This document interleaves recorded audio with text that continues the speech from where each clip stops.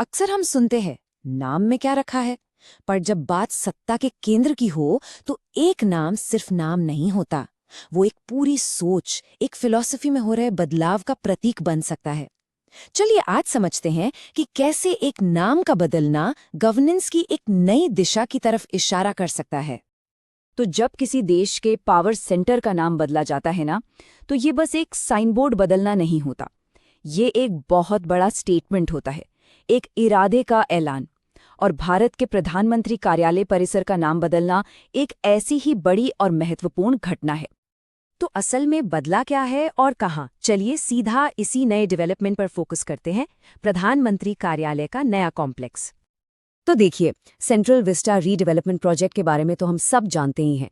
इसी के तहत प्रधानमंत्री कार्यालय यानी पीएमओ के लिए एक नया बिल्कुल मॉडर्न कॉम्प्लेक्स लगभग तैयार हो चुका है। ये भारत के एडमिनिस्ट्रेटिव सेंटर का एक बहुत ही जरूरी हिस्सा बनने वाला है।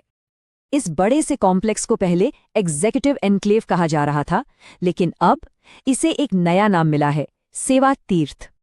तो सेवा तीर्थ का मतलब क्या है? चलिए इसे समझते हैं। सेवा मतलब सर्विस, और तीर्थ तीर्थ तो हमारी संस्कृति में वो पवित्र जगह होती है जहां लोग एक खास मकसद से जाते हैं। तो दोनों को मिला दें तो इसका मतलब बनता है सेवा का धाम या श्राइन ऑफ सर्विस।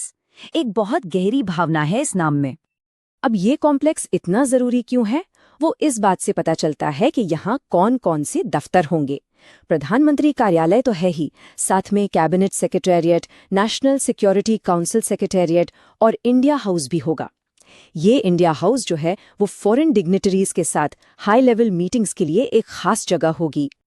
चलिए अब इस नाम के पीछे की जो सोच है, जो फिलॉसफी है, उसे थोड़ा और खोद कर देखते हैं। देखिए, यहाँ सोच में एक बहुत साफ बदलाव दिखता है। जो पुराना नाम था एग्जीक्यूटिव एनक्लेव, उससे एक पावर, एक एक्सक्लूसिविटी, एक तरह की दूरी का एहसास होता है ना? लेकिन जो नया नाम है सेवा तीर्थ, वो सर्विस, रिस्पॉन्सिबिलिटी और एक पवित्र मिशन की भावना जगाता है। तो ये असल में पावर से सर्विस की तरफ और पोजीशन से रिस्पॉन्सिबिलिटी की तरफ एक सिंबॉलिक शिफ्ट है। मतलब इसे सिर्फ एक एडमिनिस्ट्रेटिव चेंज की तरह नहीं देखा जा रहा, बल्कि इसे गवर्नेंस के कल्चर और एथिक्स में एक बड़े बदलाव की तरह पेश किया जा रहा है। इस पूरे बदलाव के पीछे का जो कोर आइडिया है वो इस एक लाइन में छिपा है, ये कि भारतीय लोकतंत्र अब सत्ता और पद पर फोकस करने के बजाय जिम्मेदारी और सेवा को अपनी प्राथमिकता बना रहा है। अब इंटरेस्टिंग बात यह है कि ये कोई एक अकेली घटना नहीं है, ये एक बड़े पैटर्न का हिस्सा है। अगर हम पिछले कुछ सालों में देखें तो कई और बड़ी जगहों के नाम बदले गए हैं। जैसे दिल्ली का मशहूर राजपथ अब कर्तव्य पथ कहलाता है। पीएम आवास की तरफ जाने वाली सड़क जो पहले रेस कोर्स रोड थी, अब लोक कल्याण मार्ग है। सेंट्रल सेक्रेटेरिएट का नाम कर्तव्य भवन रखा गया है और यहाँ तक कि राजभवनों का नाम बदलकर लोक भवन करने का भी प्रस्ताव है।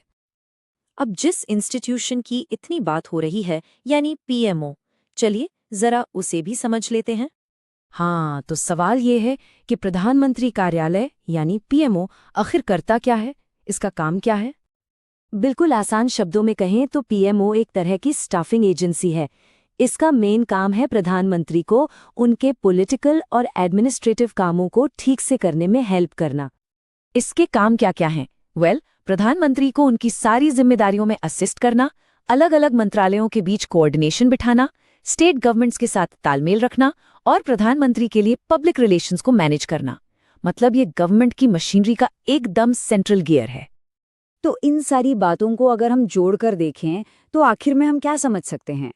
कुल मिलाकर बात यह है कि सेवा तीर्थ और जो दूसरे नाम बदले गए हैं, ये सब मिलकर गवर्नेंस की भाषा और उसके सिंबल्स को रीडिफाइन करने की एक डेलिबरेट एफर्ट की तरफ इशारा करते हैं। ये सत्ता की वोकैबुलरी को बदलकर उसमें सेवा और कर्तव्य जैसे शब्द लाने की एक कोशिश है। और ये हमें एक बहुत ही जरूरी सवाल पर लाके छोड़ता है कि क्या सिर्फ नाम बदल देने से किसी देश का पॉलिटिकल कल्चर और काम करने का तरीका सच में बदल सकता है? ये एक ऐसा सवाल है जिस पर सोचना बनता है।